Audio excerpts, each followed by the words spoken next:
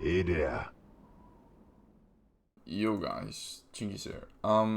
Today I'm bringing you guys a video on the Covenants. Yeah, the Covenants. So this is gonna be a 5 episode series. Covering the first episode is gonna be covering all the 4 Covenants, and the last one is gonna be explaining which Covenant and which choice of these 3 you can choose in the Covenant is the best choice.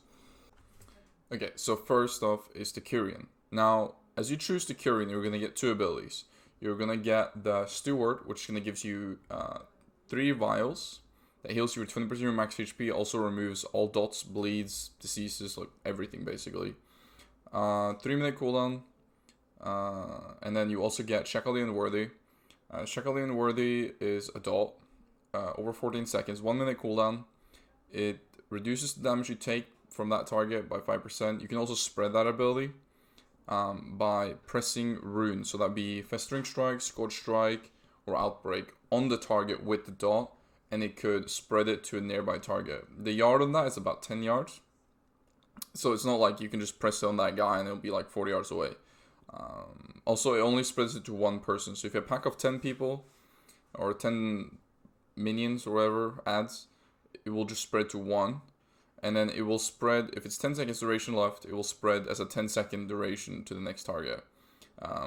They changed this, and they have been changing it, and it looks like this is how it's going to stay, as Shadowlands is about to come out.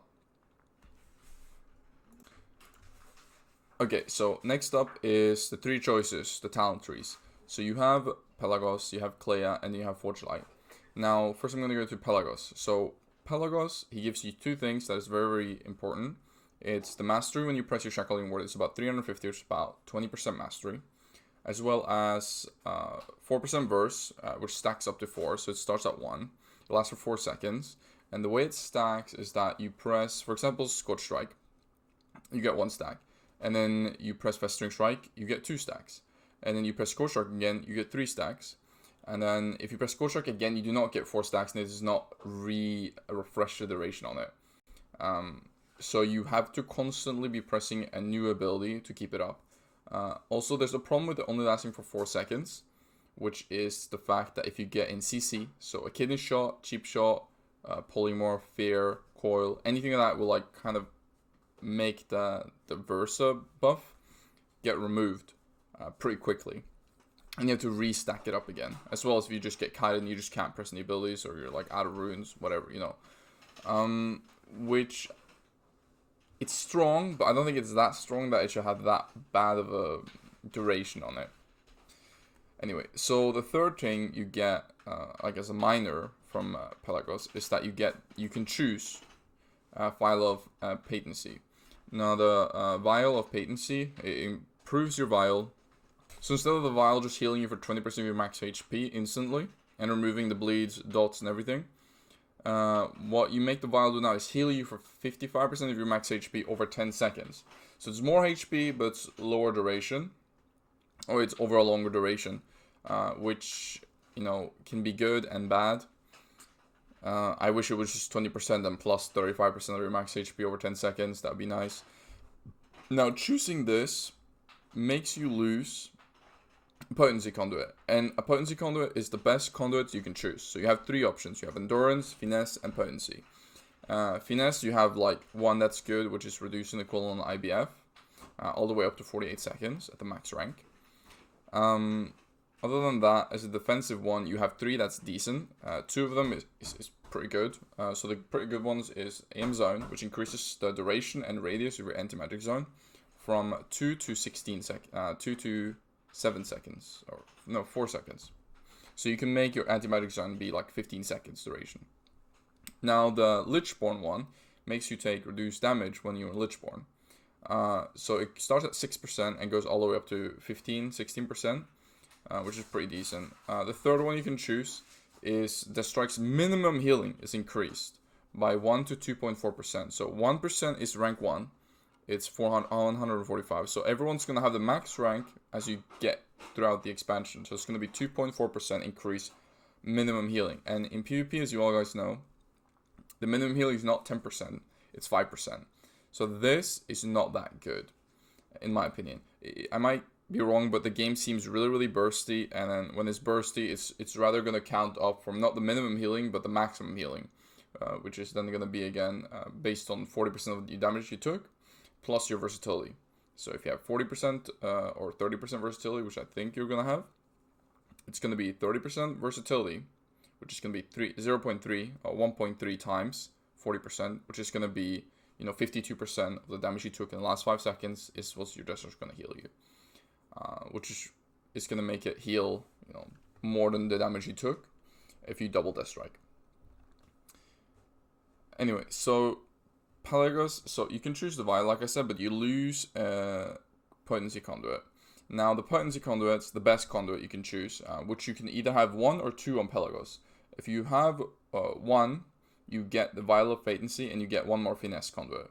The Finesse is not that good.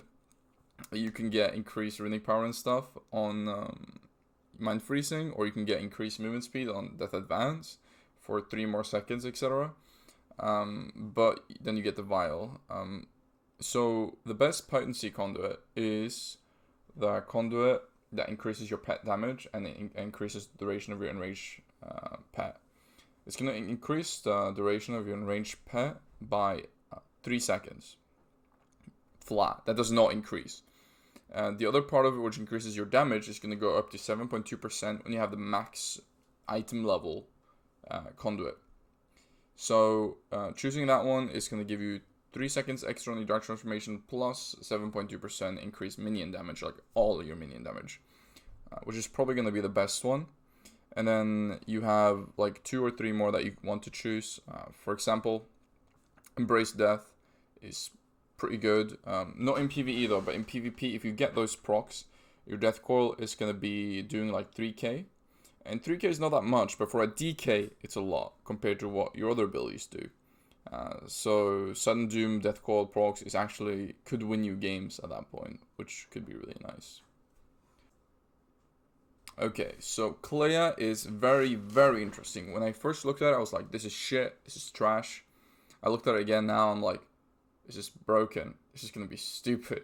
Why am I saying it's going to be stupid? So, the main ability of Kleia is you get, every time you crit, you get a stack. To maximum up to 40 stacks. These stacks do not increase your damage at all. There's nothing of that sort. Basically what it does is that when someone, either you or a teammate, goes below 50% HP, per stack you had, it's going to heal that guy or that person or yourself by 1% for each stack. And the way you get the stack is that every time you crit, or one of your teammates around you crit, or your pets crit, or your abilities crit, see where I'm going with this? You get a stack. Now, DKs have very low crit chance, about 8%.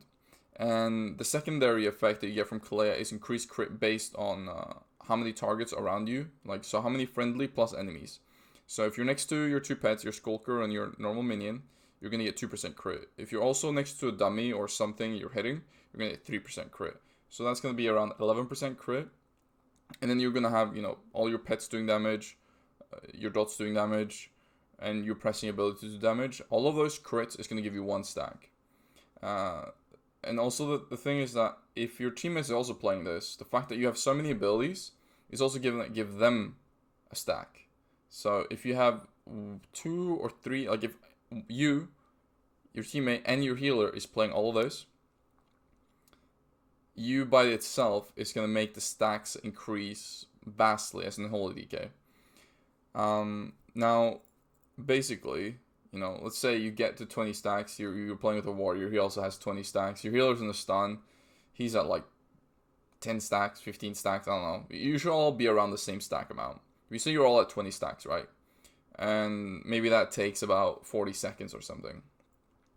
Now, when he gets kidney shot and he goes below 50% HP, it's instantly all of you, I think, is going to heal him to 100% HP. So, because you all have 20 stacks, it's going to be 20, 40, 60, right? And he's going to give you, boom, full HP. And then, your stacks goes to 0, but he's full HP and he lived the kidney shot. So you can see how this seems very broken. Now, anyway, so the last effect that you get from the Kleia is actually 2. It's Cleansing Rites, which basically what it does is that it makes you, as you run into an arena game, you're going to have this buff. So after 5 seconds out of combat, you get a 10% max HP shield. It's pretty good. And then if you again leave combat for more than 5 seconds, you're going to get another 10% maximum HP shield.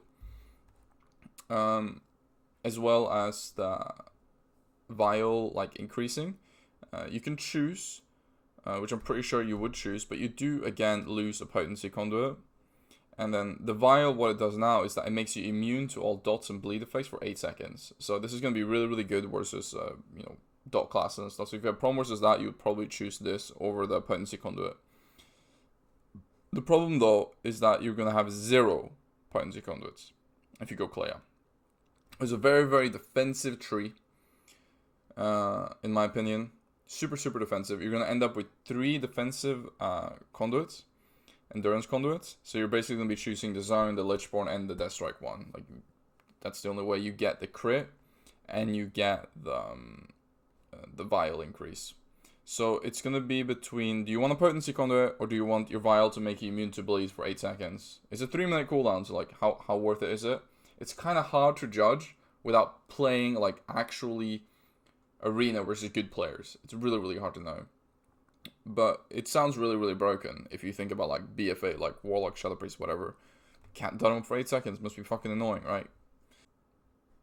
Okay, so the last one, the Forgelite. The Forgelite is interesting because I have to show you guys the numbers. Because the main ability of this is after you use 91, so 90 abilities plus 1. Because on the 91th ability, you summon this guy, the big Brawn. Yeah. You guys seen the Brawn, I think. If you ever watched the beta stream, like some people play with it, have played with it.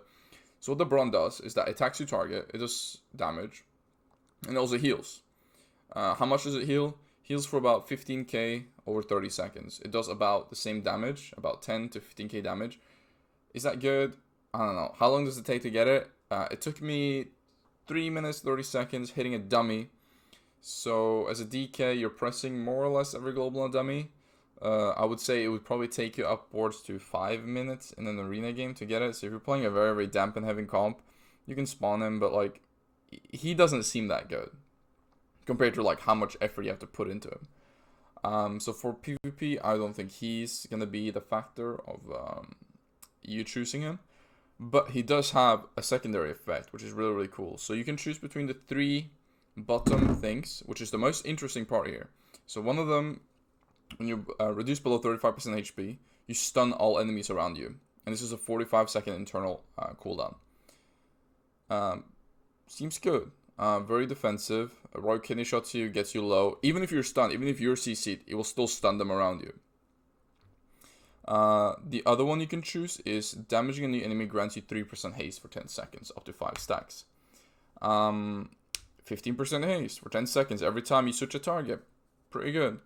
Now I'm pretty sure, it's going to be like, you have to stack it up. It's going to be 10 seconds, and then the duration is going to be removed after 10 seconds. Then you can just hit another target, but you have to actually hit that target to get that increased haste, up to 15%. But for PvP, that seems really, really good if you want more haste. Seems actually better than everything else in this tree, except maybe the verse, if you can keep that up. Now the last one is what I like to call the don't move strat.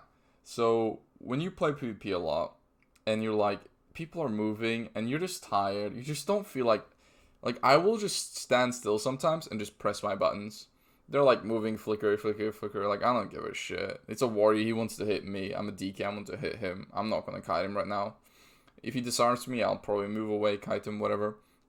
But basically what this does is that the way I was playing, I was being lazy, is like actually a fucking strategy now. So after standing still for 5 seconds, incoming stun in-cap durations are reduced by 30%. 30 for 5 seconds once you start moving as well. So you can stand still for 5 seconds, get this buff, and then move for 5 seconds. If you move for 1 second, then stand still again, it will take 1 second where you don't have the buff. So as a caster, for example, this would be really, really good. If you don't want to move your character and you're Shadow Priest, and you just want to stand the fuck still, you're like, I'm gonna get stunned, I know it. I'm just not gonna move, so the stun duration is lowered. This is good, you know, it's a really good option, and this is the one that gives you the potency conduit as well. Now with the other one, you get finesse with the stun one, and then obviously you get the defensive one with the haste one, which is kind of backwards in my opinion. I think the haste one should be with the potency because both of them are like increasing damage, and then the defensive one should be with the stun one, and then yeah, a finesse one. Finesse is more like reducing, increasing cooldowns, you know, or like reducing stuff. Anyway, that is Forgelite. It's not a bad option.